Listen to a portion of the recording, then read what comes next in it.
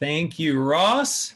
Thank you, Big Apple Worship Team, and thank you, Tim, for that prayer. It's been a big day, so let's all take a deep collective breath. We could be grateful there was a peaceful presidential transition today, and let's continue praying for peace and civility all around.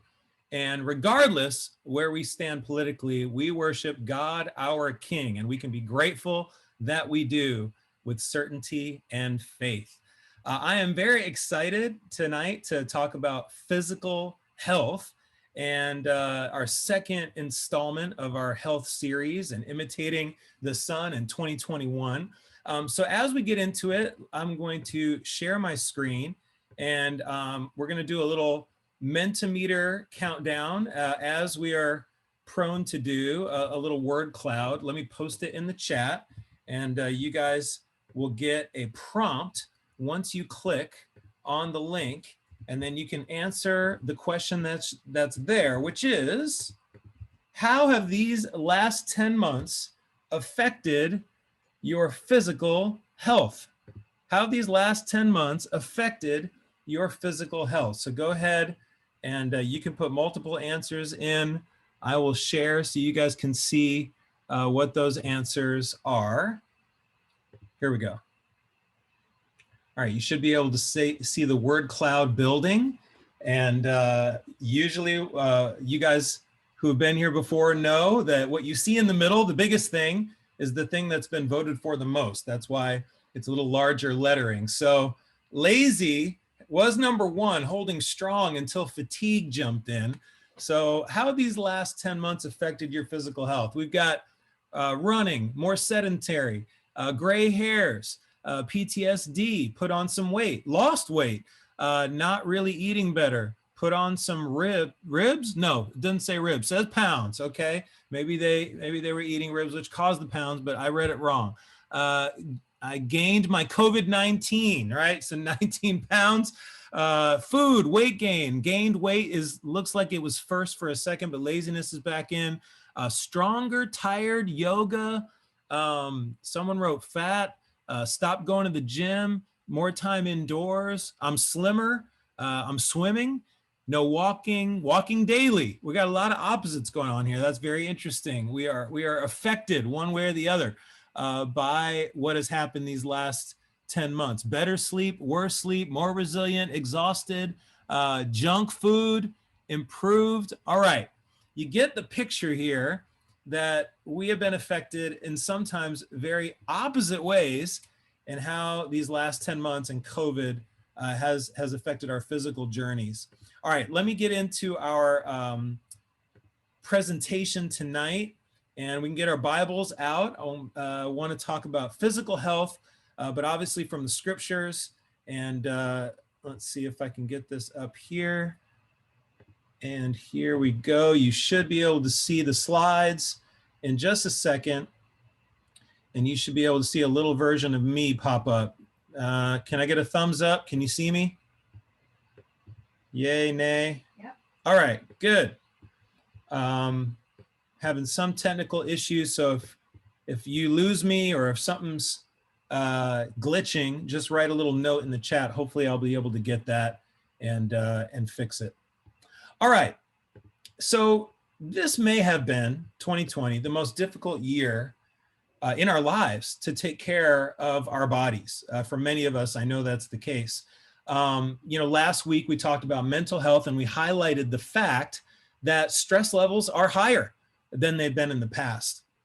And on top of that, with our stress, gyms have closed. Winter is upon us, so it's harder to exercise outside. It can be challenging to work out in small apartments. All of that and a lot of other factors make it challenging to take care of our bodies. There's actually a website right now that is called Just Scream.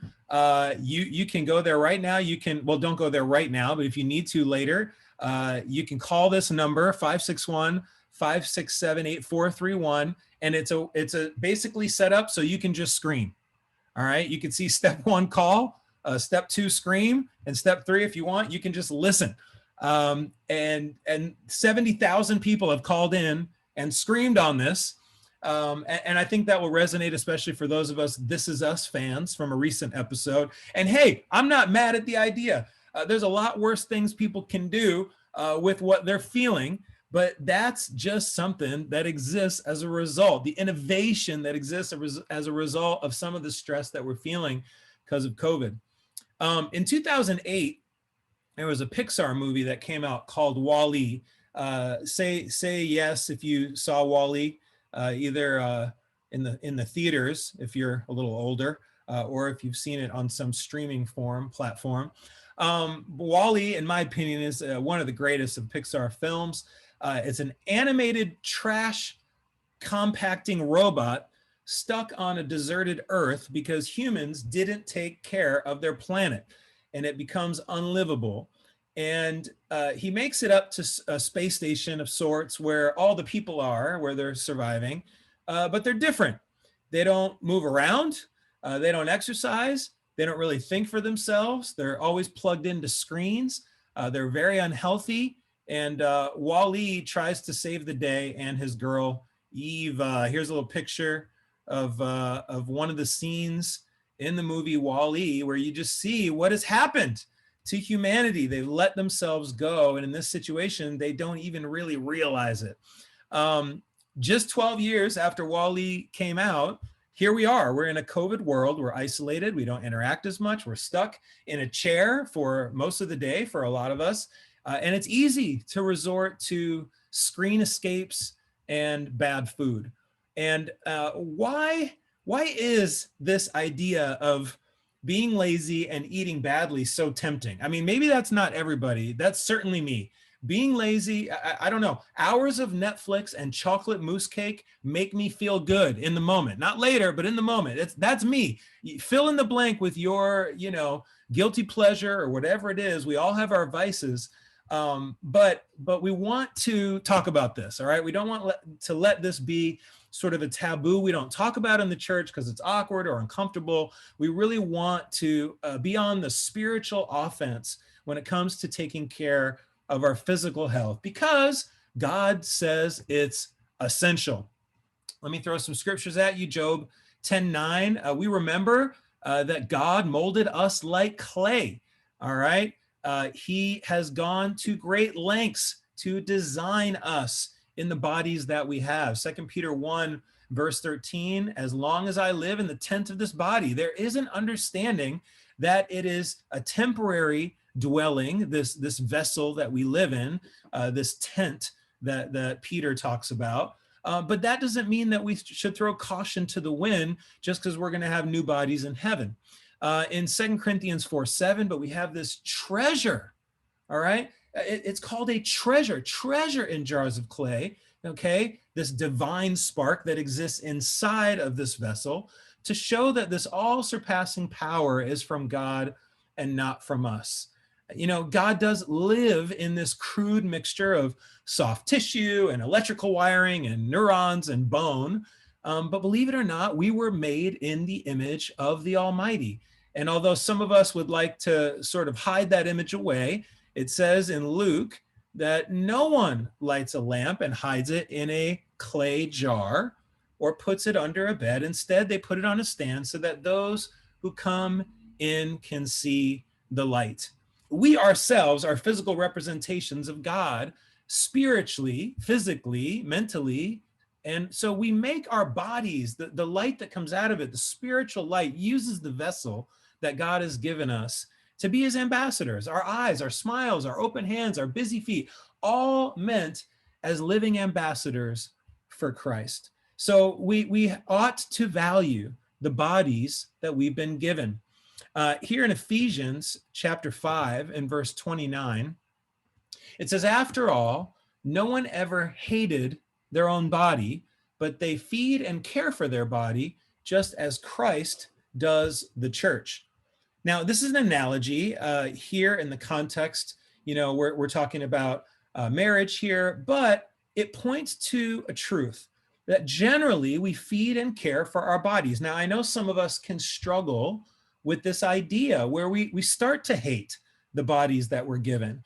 We ask questions like, why does my body get sick when other bodies don't? Why does mine have this much hair or not enough hair? Or I don't like the shape of my body. These are real struggles. But implied in this passage is that Christians do and have this responsibility and privilege to feed and take care of the jar of clay that we're in, that we learn to love the skin we're in, not because it measures up to some ridiculous worldly standard, but because God put us in it. In Romans chapter 9, in verse 20 and 21, it says, "But who are you, a human being, to talk back to God? Shall what is formed say to the one who formed it, 'Why did you make me like this?' Does not the potter have the right to make out of the same lump of clay some pottery for special purposes and some for common use?" You know, God is the potter and we are the clay.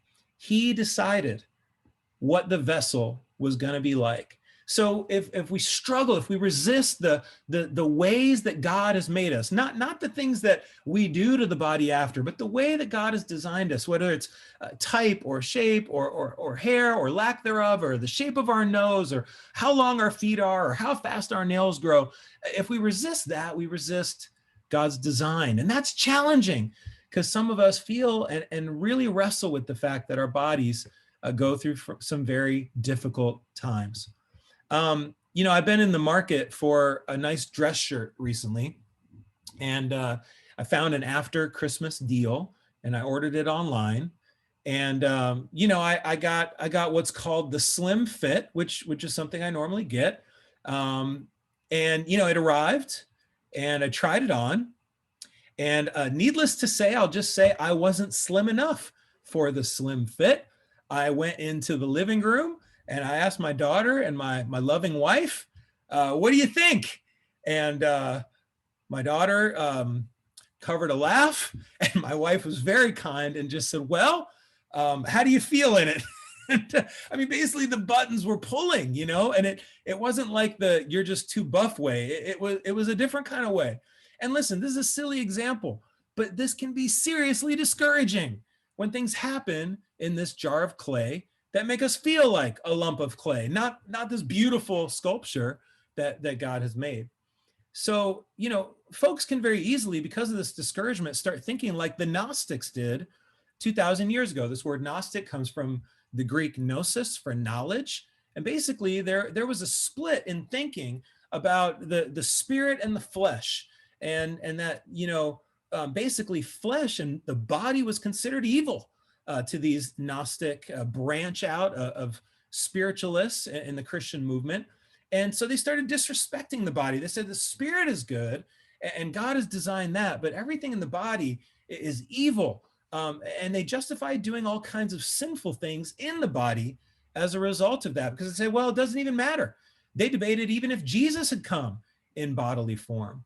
So no, we're not going to go down that road.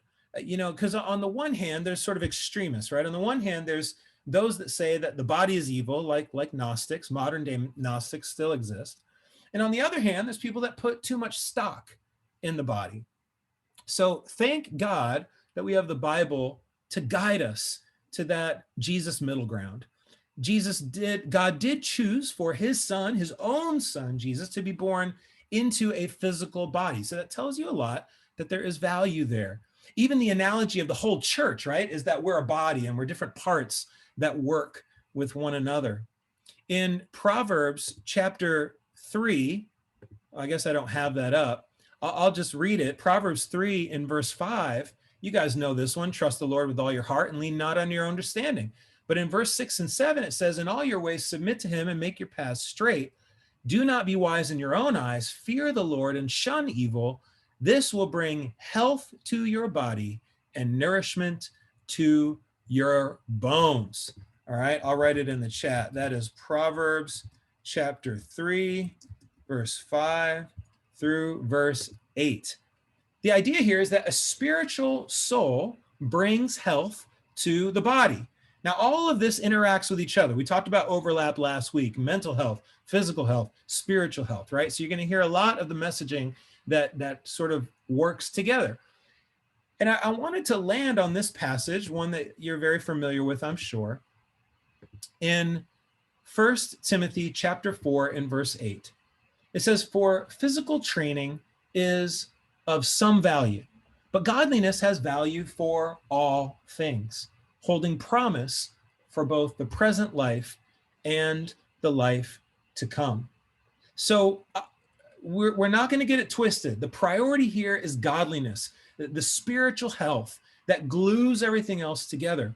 But it acts as an umbrella over our mental and physical health, and we are informed in our physical decisions by our spirituality.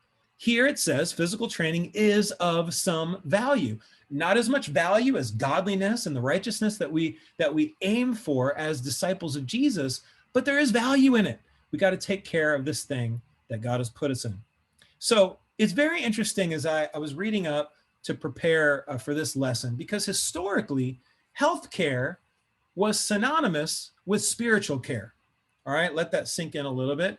Healthcare was synonymous with spiritual care. All right, and it depends on how far back you go. In ancient Egypt, you go to the temple to get cures for illnesses. The temples where you worship, the temples where you get cured. The physical and the spiritual, it was a liminal space, a gray area between the two. You know, we discussed the temple of Asclepius in Corinth when we did a study a couple years ago, where the Greeks would bring their clay body part replicas or votives to be healed. And even in the earliest sort of situations of hospitality in the Christian church, we've talked about this before as well. We have an angry dog. Sorry about that. You know, we talked about how hospitals started because of Christians. On record in the early 4th century, each new Christian church also had a hospital. It's pretty incredible to think about this space being so intertwined between the spiritual and the medical or the physical. But just like last week when we discussed how empiricism created a false canyon between evidence and faith, something very similar happened between these two fields, the physical and the spiritual, or the scientific and the spiritual. All of a sudden, the scientific method put spiritual practices in doubt. Some of you have read Descartes, you know, I think, therefore I am. There's this material focus and saying that the mind and the body were separate. But, you know, the Bible teaches it's connected. And it's really cool because medical explanations were very biophysical, but now, and the body was always, you know, kind of ending up in the lab and not in the church. There was that separation, but now there's been a real big turn. And I'm going to show you some evidence that kind of confirms that. I found one interesting fact that physicians, that, you know, they wear white coats. That was actually a challenge to the traditional Black priestly robes. It was like a battle over who was going to be experts on the body. And so there was this wrestling match between the medical and the spiritual. People would say things like prayer doesn't heal anyone because you can't see how it works. You can't prove it. But we know that's ridiculous. It's like asking, you know, a happily married couple for 50 years, what's your secret? And they say love. And then the scientist is baffled because there's nothing to put under a microscope. Well, obviously, there's certain things that don't fit into that analogy, but it's a false dualism. Science and spirituality work hand in glove. Since creation, they've been partners. Typically, God sets up the mechanics of our physical universe, and then humans take some time, but eventually they catch up, give it a name. Usually it's the name of the last name of someone that, you know, innovated or came up with something. But we all know this is God's creation.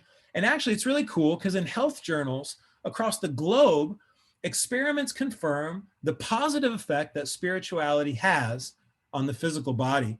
I don't know if you can see this table, but, you know, this talks about spirituality basically lowering heart disease, lowering blood pressure, lowering chronic pain, lowering the risk of stroke, kidney failure, cancer, stress, etc. And a study found that fundamentalist believers have even better stats because there's sort of this more radical hope and optimism in their faith. There's more that I want to read to you here. As part of the same article, it says forgiveness, hope, contentment, love might benefit the individual through their impact on neural pathways that connect the endocrine and immune systems. Meditation, forgiveness, and certain religious and spiritual thoughts might reduce the arousal in the SNS and HPA, increasing immune competence and restoring physiological stability. The power of prayer, the power of faith to change and transform our physical bodies. I love that we're seeing this in, you would call this a secular journal, but it's identifying and acknowledging, affirming the power of spiritual thought, faith, and even the scriptures themselves. Here, it reminds us, there's this long history of antagonism between psychology and religion. I'm just reading from the underline here. A history that can be traced to fundamental differences between science and religion. It is important, therefore, that health researchers and health service providers not allow such barriers to limit their understanding of the crucial contributory roles of religion and spirituality in physical and mental health. Wow, that is powerful. I don't need to say any more on that. In a different journal, the Journal of Religion and Health, this one says 40% that were admitted to general medical services indicated that their religion was the most important factor that enabled them to cope with the stress of their illness. The bottom line is that we have scripture and science to back our faith. So deep breath, take that in. Some evidence, some scriptures, there's a lot there. Again, as we said last week, there's no way we could even touch the tip of the iceberg on all that's related here in the Bible about physical health.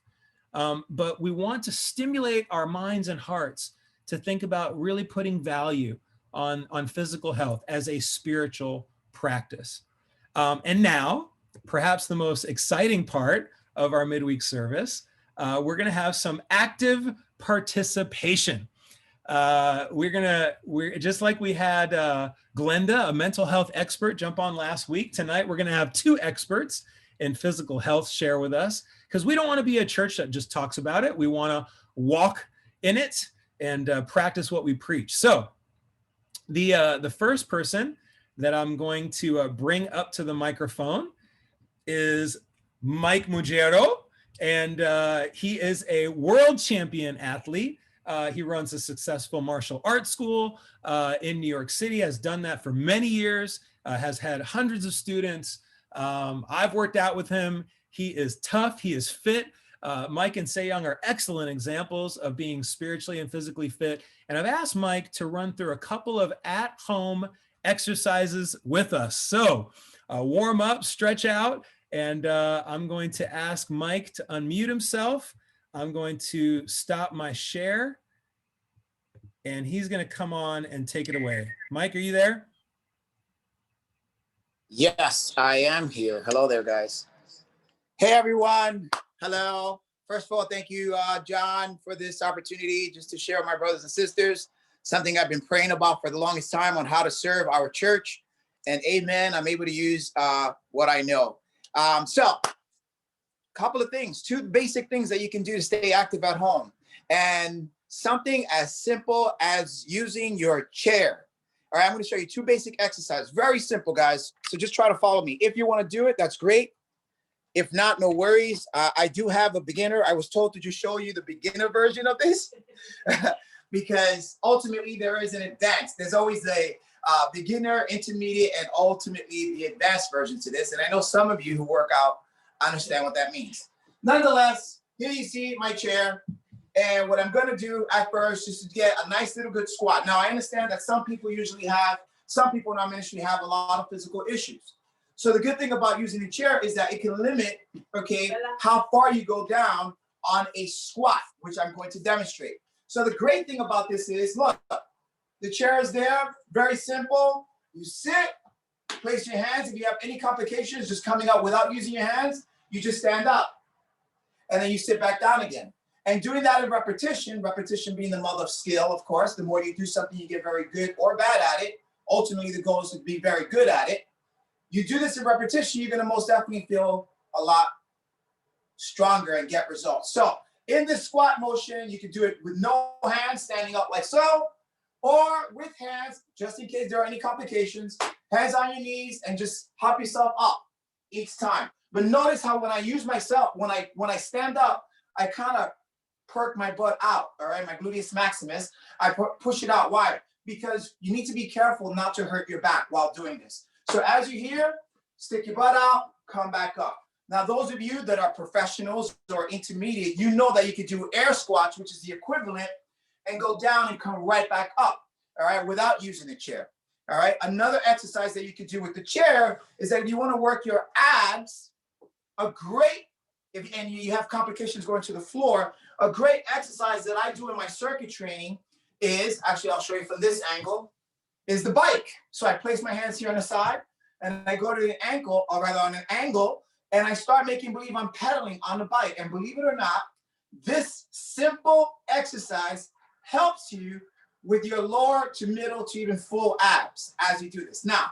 for those of you that have complications, very basic, you do something, an abbreviation to it, and that's this. Look, this simple. 1, 2. You don't have to lift up your whole leg, both your legs off the floor. You can do this separately, all right? For those of you that are professionals or intermediate, you know to lay down, and you can do what's called a Pilates Bike, where I'll just quickly demonstrate. Pilates Bike, if you can see me, you're here, and you're going back and forth like this on your full back, or to challenge yourself and do it with your body elevated.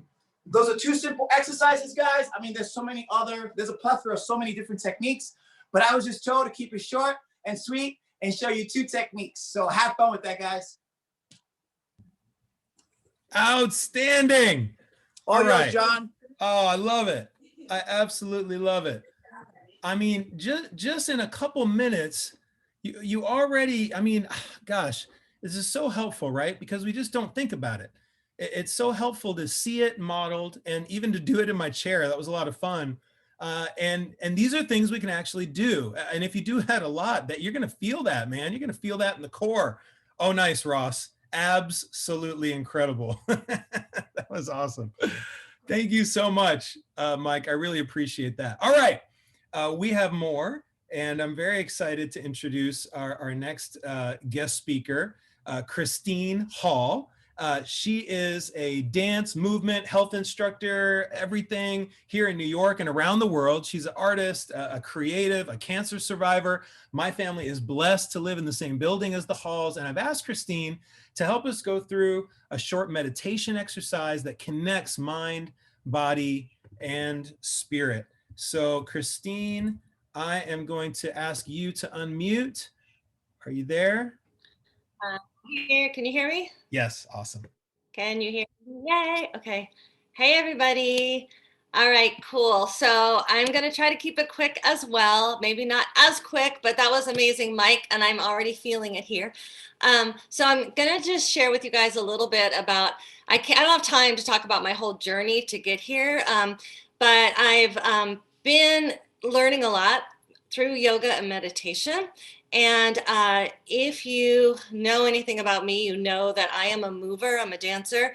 So my reaction to meditation is like, why would I ever do that? Like, I don't want to be still, and that's just not my thing. And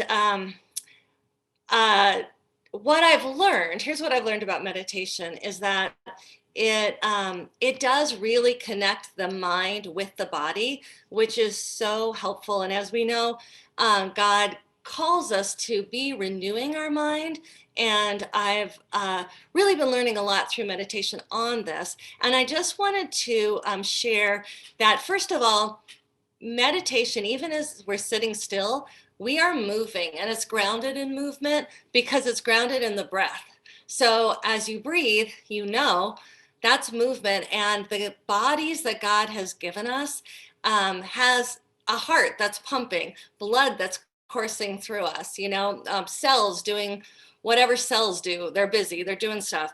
And meditation is like acknowledging all that, and it's also connecting mindfully your in a way that organizes your mind. So imagine that your thoughts are like a waterfall. And I've shared some of this with the women before, so you might remember a little bit of this, I think like a year ago. But for me, my thoughts can be like Niagara Falls. Like, it's just pouring and splashing and spraying everywhere. And it can be very, especially with anxiety, can just be overwhelming. It can be very difficult to focus.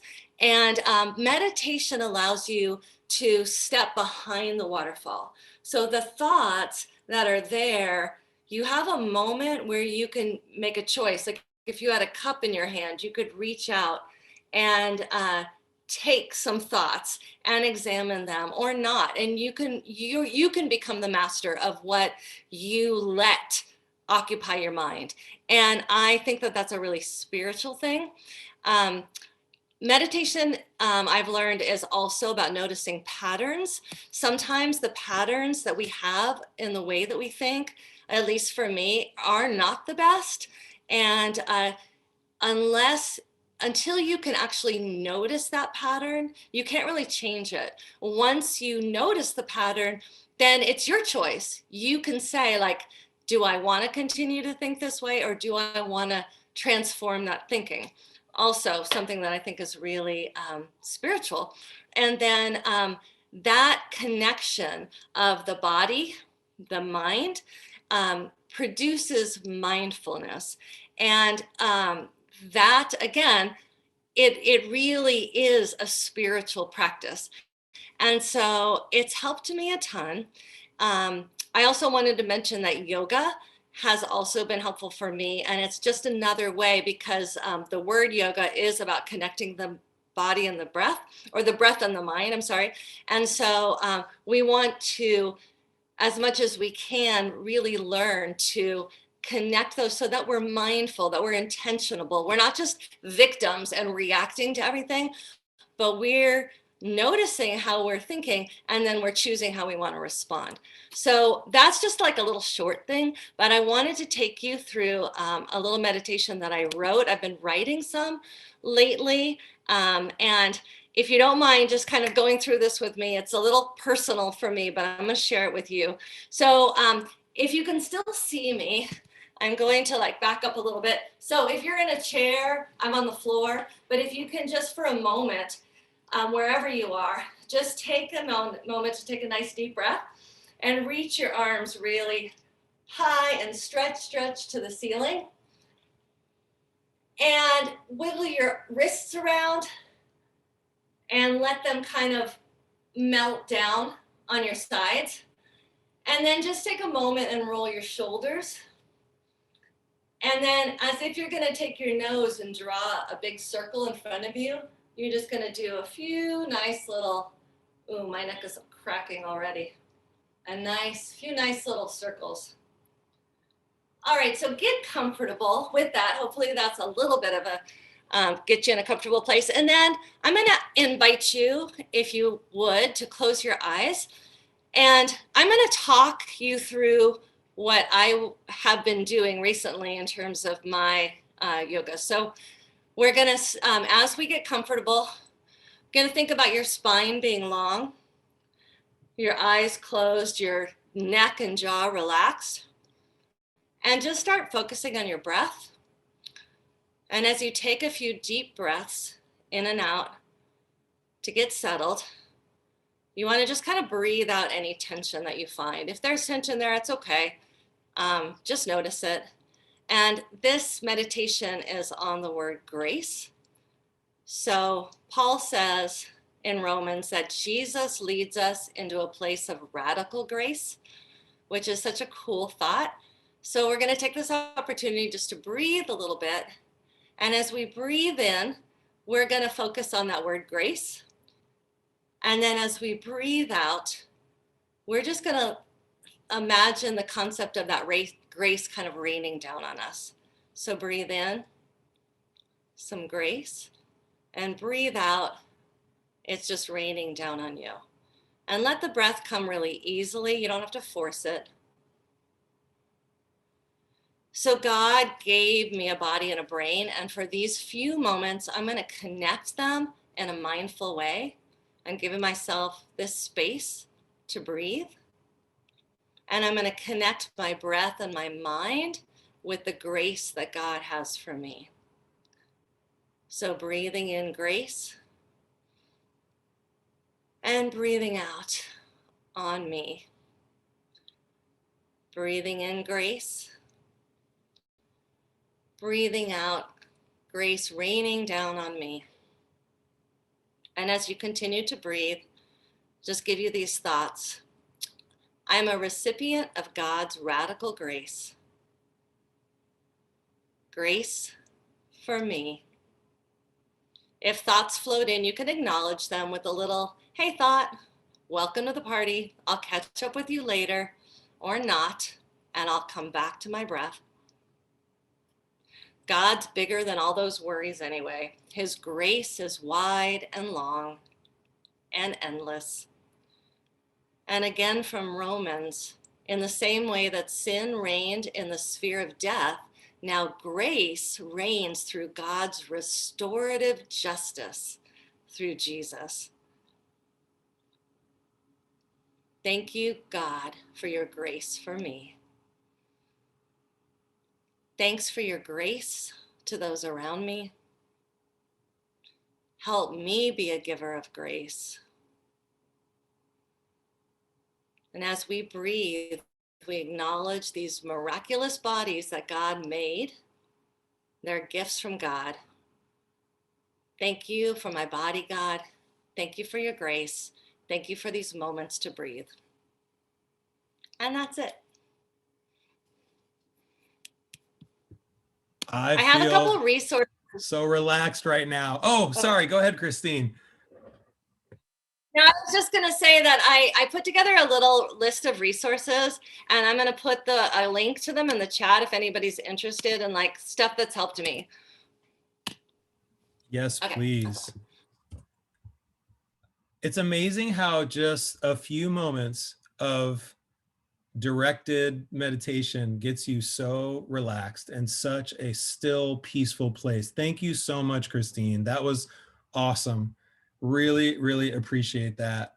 And thank you for those resources. If you could, you know what, if you could repost them, everyone's saying thank you, which is awesome. Maybe throw it in again.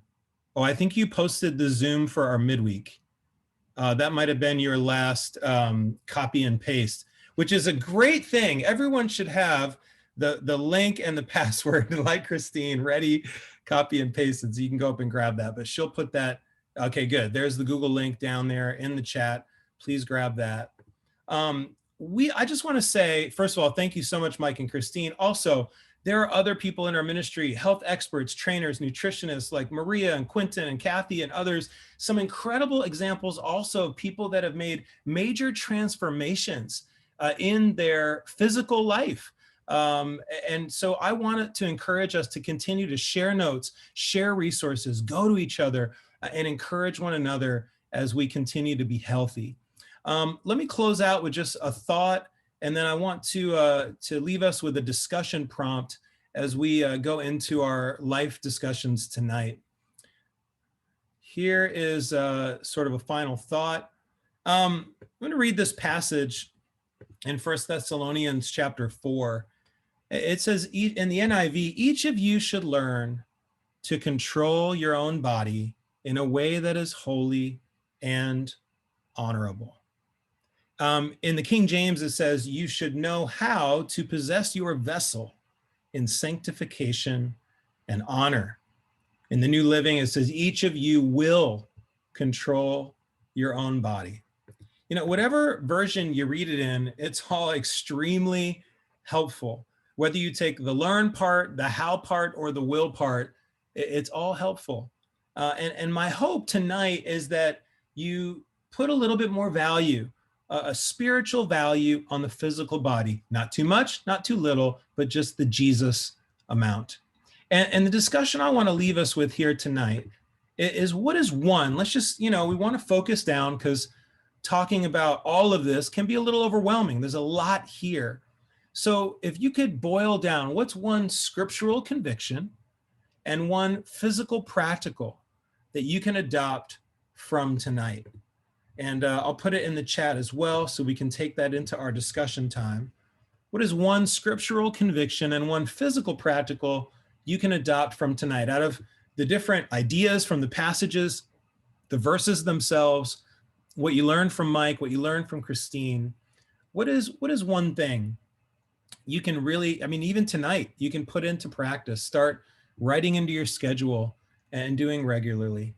That's it for tonight. I truly am grateful for the help. Thanks again to Christine and Mike and all of those mental professionals out there who are continuing to share resources, offer online classes, giving advice and counsel. Thank you so much. We are a ministry that is like a body, all of our parts working together for the good of the whole. All right, I'm going to stop my share. I'm going to unmute us for a brief period of fellowship, and then we can be off to our life talks to discuss. So you are able all to unmute at this time.